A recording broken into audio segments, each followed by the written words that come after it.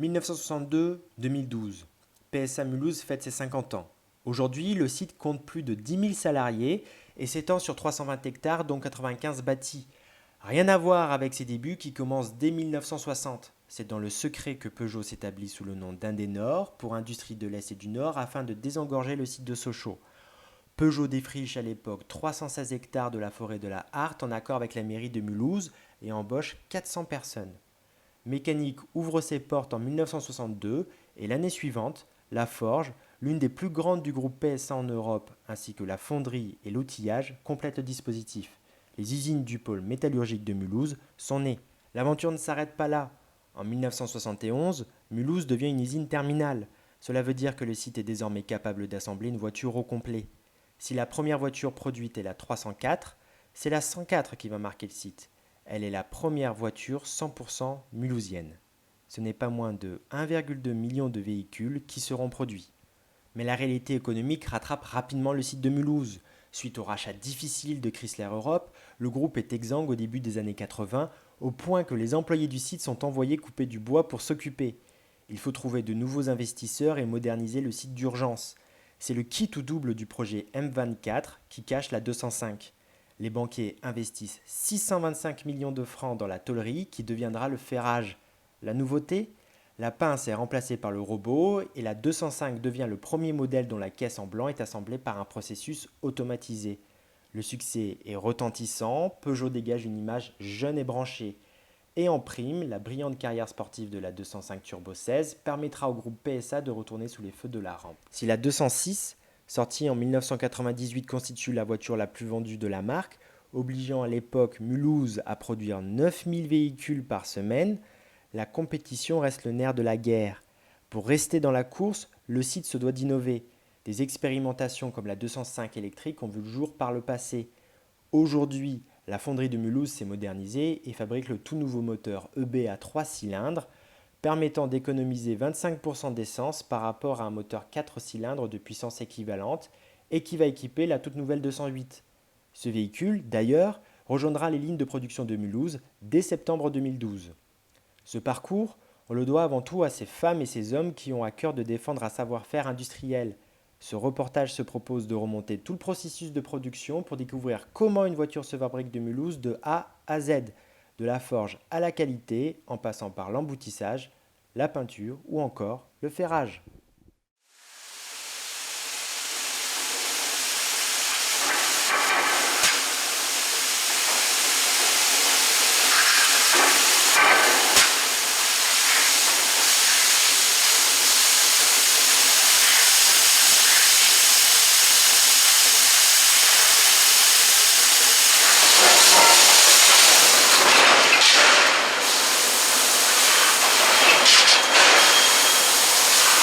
Donc bienvenue dans l'unique forge du groupe PSA Peugeot Citroën. Cette forge existe depuis 1963. Forge dans laquelle nous avons démarré avec des 700 tonnes, des 1400 tonnes et des 1600 tonnes qui nous ont permis de produire des bielles, des moyeux et des couronnes essentiellement. Donc aujourd'hui cette forge permet de produire en moyenne 50% du volume nécessaire par le groupe. On y entre, comme vous pouvez le voir, à peu près 450 tonnes d'acier sous forme de barre tous les jours. Et donc nous produisons un certain nombre de pièces pour monter nos moteurs, comme des bielles et des vilebrequins. Nous produisons également un certain nombre de pièces pour nos boîtes de vitesse, comme des couronnes, des pignons, des moyeux, et également un certain nombre de pièces qui constituent les liaisons au sol, comme les fusées et les entraîneurs. Alors cette forge est composée d'environ 22 presses dans 3 bâtiments différents qui représentent au total 43 000 m². La forge du groupe fabrique en moyenne 45 millions de pièces par an. En quoi consiste ce processus de forge? Donc au départ, nous réceptionnons des barres d'acier, comme vous pouvez le voir derrière moi. Ces barres d'acier sont soit sciées, soit cisaillées sur des machines dédiées. Donc on fabrique des lopins qui pèsent entre 1 et 25 kg. Ces lopins sont chauffées à 1200 degrés sur à peu près 2 à 3 mètres sur des chauffeuses dédiées. Et donc ces lopins ensuite sont estampés sur des presses. On retrouve des pièces, on est capable d'estamper des pièces de quelques kilos à 25 kilos pour les vilebrequins. On retrouve dans cette forge aussi bien des machines complètement automatisées et également des machines comme des machines manuelles où en fait l'ensemble du déplacement de la pièce est fait encore à la main, comme il y a des centaines d'années où on prenait les pièces avec des pinces et on les déplaçait sous les pilons. Donc on retrouve dans la forge du groupe encore ces deux technologies qui cohabitent et qui fonctionnent encore. Ces pièces, ensuite, une fois qu'elles sont forgées, elles sont grenaillées pour enlever la calamine qui se trouve autour de ces pièces. Elles passent dans des fours pour recevoir un traitement qui permet de libérer les tensions internes de la pièce. Et ces pièces ensuite sont contrôlées visuellement pour vérifier si elles ont ou pas des défauts. Et évidemment, toutes les pièces à défaut sont écartées. Et ensuite, elles sont stockées avant livraison chez le client.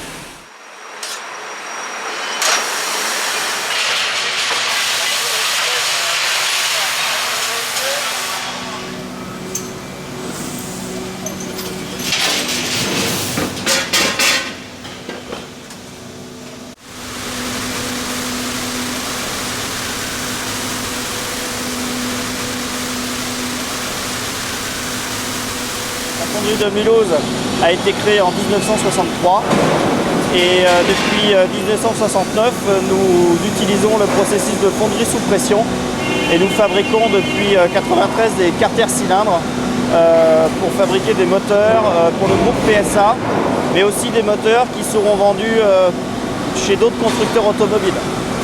On pourra retrouver d'ailleurs des moteurs faits chez nous qui peuvent être montés chez Ford ou sur des Mini. Alors la fonderie sous pression, c'est un processus très automatisé, une fonderie d'aluminium, et nous coulons des carters cylindres, des carters 4 cylindres, avec une spécificité puisque nous insérons des chemises à la coulée qui ne sont pas rapportées à l'usinage. Alors 3 métiers en fonderie sous pression à Mulhouse. La partie préparation du métal, c'est la fusion, où nous avons 60% de l'aluminium qui nous est livré directement en liquide par des fournisseurs, et les 40% restants nous les fondons sur place. Ensuite la partie moulage, où nous fabriquons les carters cylindres. Alors nous voyons derrière nous deux machines à mouler qui servent à couler ces carters cylindres. Puis la partie parachèvement, où nous allons préparer la pièce pour l'usinage.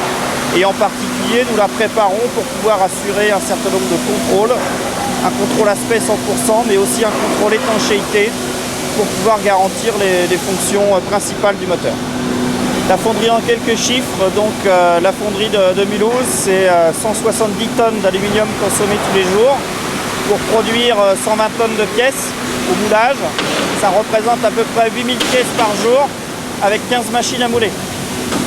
Nous produisons la moitié des carters cylindres pour la fabrication des moteurs du groupe, enfin sur les moteurs que nous produisons. Et la fonderie, c'est 360 personnes en 3 ateliers. Alors l'aluminium, bien évidemment, le gros avantage, c'est le poids, puisque ça permet d'avoir des moteurs de masse tout à fait intéressantes. L'inconvénient, c'est qu'à partir d'une certaine puissance pour les moteurs diesel, la résistance mécanique n'est plus suffisante et donc il faut passer sur des carters fonte. Donc récemment, nous avons démarré la production d'un moteur essence 3 cylindres dont le but est des gains de masse mais aussi des gains de consommation, et qui est un fort enjeu pour le groupe, puisque le but avec ce moteur essence, c'est de réduire les les émissions de CO2 et par là même l'impact environnemental des véhicules.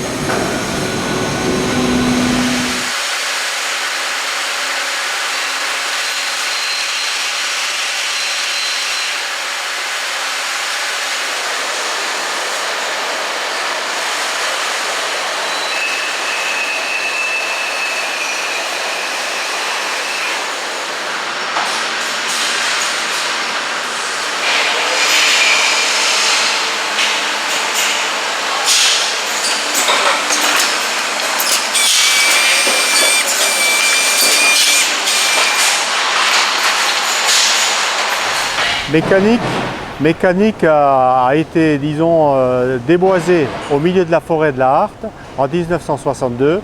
Cette usine qui a commencé par faire des boîtes de vitesse est une usine, disons, voulue par Jean Mougin et donc le groupe PSA, enfin à l'époque il s'appelait Peugeot et qui donc également s'appelait Indénor, puisque la première usine de Mulhouse s'appelait Indénor. Et donc on a commencé à faire des boîtes de vitesse sur le site de Mulhouse. C'était le premier atelier du centre. Donc effectivement, toutes les dizaines avec un 2 ont toujours marqué mécanique. Donc 62 à la naissance de Mécanica, 72 donc à l'édification de l'atelier de mécanique B, l'atelier où nous sommes, où on faisait d'autres fabrications que celle qui aujourd'hui est réalisée donc, pour le train hybride. Et donc en 72, on faisait également des berceaux, on faisait des pédaliers, on a fait des disques, on a toujours développé. Jusqu'à arriver en 82, où en 82 on a lancé un sacré numéro qui était la 205, auquel Mécanique a apporté sa contribution par les différentes pièces qu'il équipait et qui a donc fait la renommée également. Mécanique était contributive du renouveau et donc de la nouvelle perspective de PSA à l'époque pour 82.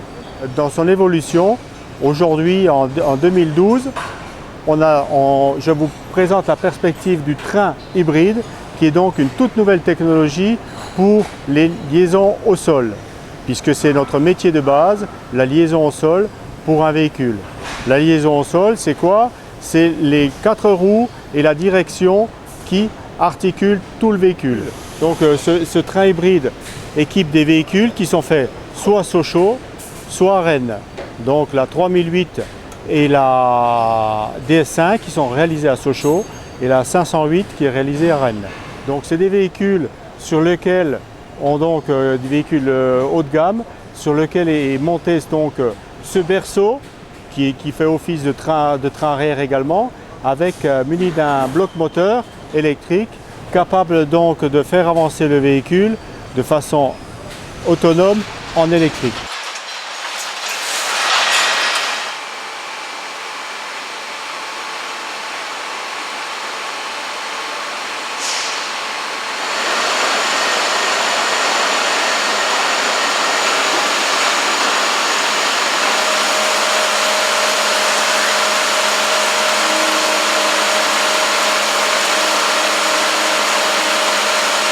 L'outillage, eh bien, c'est le début d'un processus, hein, puisque en fait, ici, on fait surtout des outils qui serviront pour la forge et pour la fonderie.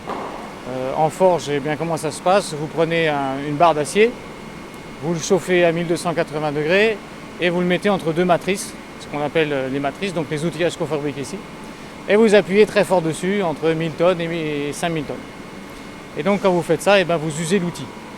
Et donc, quand vous usez l'outil, on a besoin de le refabriquer régulièrement. Et c'est pour ça qu'on est ici, dans un atelier d'outillage qui fabrique ces outils. Alors, on en fabrique l'équivalent de 13 millions d'euros d'outils par an pour la forge de PSA. Et il faut savoir qu'un outil de forge, il peut durer soit 2 heures quand il est sur des machines à très haute cadence, soit 3-4 jours. Donc au bout de 3-4 jours, eh bien, la forme est tellement érodée à cause de cet acier qui a frotté dessus que évidemment eh bien, il n'a plus la forme idéale, il faut le refaire. Donc les moules de fonderie, c'est beaucoup plus gros, vous voyez, ça, quand c'est fermé ça pèse 40 tonnes. Alors qu'est-ce que c'est un moule? Vous imaginez une boîte à chaussures que vous fermez sur les 6 faces et vous envoyez de l'aluminium dedans. Alors l'aluminium il est à 750 degrés à peu près, vous l'envoyez à 200 km/h et vous mettez une pression de 1000 bars. Donc 1000 bars c'est 500 fois ce qu'il y a dans un pneu. Donc évidemment il ne faut pas que ça fuit. Alors, comme c'est très chaud, eh ben, on ne peut pas mettre de joint, donc toutes les pièces que vous voyez là sont parfaitement ajustées à quelques centièmes près. Bon, ce qu'il faut comprendre, c'est que nos outils ils doivent être extrêmement résistants à l'abrasion. Donc quand vous prenez un acier, n'importe lequel, eh ben, au départ il a la résistance de l'acier d'un clou par exemple. Donc un clou vous pouvez le tordre. Mais selon les traitements thermiques qu'on va faire dessus, eh ben, il va devenir plus ou moins résistant. Et selon surtout les éléments d'alliage, c'est-à-dire le carbone, le nickel, le chrome, tout ce qu'on va mettre dans cet acier, eh ben, il va devenir résistant ou pas. Mais pas n'importe comment, il va être résistant selon les cycles thermiques qu'il va vivre. Alors, quand on dit four d'austinitisation, qu'est-ce que c'est? Eh ben, on prend un outil, on va le chauffer à, alors je ne sais plus exactement maintenant, je crois à peu près 1000 degrés. Et puis donc, quand il est à 1000 degrés, eh bien, la structure moléculaire de l'acier n'est plus la même qu'avant qu'il soit à cette température. Il change à peu près à 800-900 degrés. Et ensuite, ce qu'on fait, c'est qu'on le refroidit rapidement. Alors, si on refroidit trop vite, eh ben, il risque de se fendre, d'exploser. Et si on le refroidit trop lentement, il risque de retrouver la structure initiale. Donc on le refroidit rapidement et comme ça il garde la structure qu'il avait quand il était à 1000 degrés. Et il devient extrêmement dur, mais encore cassant. Alors après ce qu'on fait, c'est qu'on fait des revenus. C'est-à-dire qu'on le réchauffe un petit peu, à 500, à 600 degrés, pendant 8 heures, 10 heures, 12 heures. Et comme ça on le ramollit un petit peu, mais il reste quand même assez dur. Alors après vous avez un acier homogène qui est dur. Mais si vous voulez encore le durcir, vous pouvez durcir sa surface. À ce moment-là, on le met dans un four de nitruration et là vous envoyez de l'ammoniac. Donc l'ammoniac c'est un gaz qui contient de l'azote, NH3. Et donc c'est pareil, on monte en température et cet ammoniac va finalement pénétrer dans la surface, mais pas beaucoup, hein, quelques dizaines, mais ça suffit. Ça va rendre la surface extrêmement dure et à ce moment-là, ça résistera beaucoup mieux à l'abrasion. Donc ici vous avez donc 300 personnes qui travaillent dans cet atelier et les gens sont tous des professionnels. Ça veut dire qu'ils ont tous appris un métier assez haut niveau. Hein, certains sont tourneurs, d'autres fraiseurs, d'autres rectifieurs, d'autres ajusteurs et ils apprennent sur des machines à commande numérique, sur des machines très modernes. Ils ont une responsabilité très importante parce que c'est eux qui font la précision de la pièce. Et ce n'est pas du tout des gens qui simplement ont appliqué une gamme, appuyé sur quelques boutons, vérifié que ça marche. Ils ont aussi la responsabilité du contrôle de leur pièce. Et vous voyez bien quand je vous parlais de moules qui doivent être précis à quelques centièmes, eh bien toute cette précision est obtenue par les gens sur les machines. Alors on les appelle un peu les gens qui ont les doigts en or, parce que ce n'est pas seulement à l'école qu'on apprend ça, c'est aussi parce qu'on a dû doigter. C'est un peu comme les ébénistes. Ce sont des gens qui sont un peu des artistes parce qu'ils ont une qualité comme ça, une capacité à être très précis.